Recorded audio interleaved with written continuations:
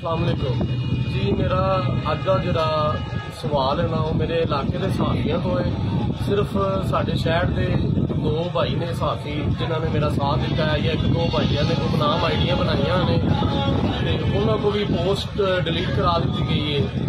तो मैं लिहाजा अपने जिन्ने भी सहाफी भाई ने इन्हों को रिक्वेस्ट कराँगा कि मेरी आवाज़ को बुलंद करन कि जो मेरे मामलात मेरे दयाल वाले के नाल गनी कपड़े के बेटे ने जिन्हें कि मेरे वालद का कतल किया है उन्होंने मुतलक मैं एप्लीकेशन भी दित्तियां ने वो अपने असर रसूख इस्तेमाल करके पर्चा नहीं होने दे रहा है। बाकी मैं इल्तजा करना वा वज़ीर आला पंजाब कोलों राणा तनवीर साहब कोलों साडे शहर के मोहतबर इमरान अशरफ जकूमिया साहब को इंसाफ के तकाजे को पूरा किया जाए तो मुजरिमां मेरे के खिलाफ जो ना पर्चा करके उन्होंने को तफ्तीश की जाए। ये कोई छोटा मामला नहीं, कोई छोटी मोटी चीज़ नहीं गुआची या कोई अगे पिछे नहीं हुई। मेरा वालद सी इंसानी जान की साडे माशरे दे विच यह कदरों कीमत है कि एक मजलूम का साथ देने की बजाय जालिम के हाथ मजबूत किए जा रहे हैं। लिहाजा मेरी सारे इलाके के सहाफियों को इल्तजा है कि तुसी सारे भाई जे तो तुहाडी मेहरबानी है। मैं रिक्वेस्ट करना वा कि मेरी आवाज़ को ज़्यादा तो ज़्यादा जितों तक पहुँचाई जा सकती पहुँचाओ। बहुत शुक्रिया।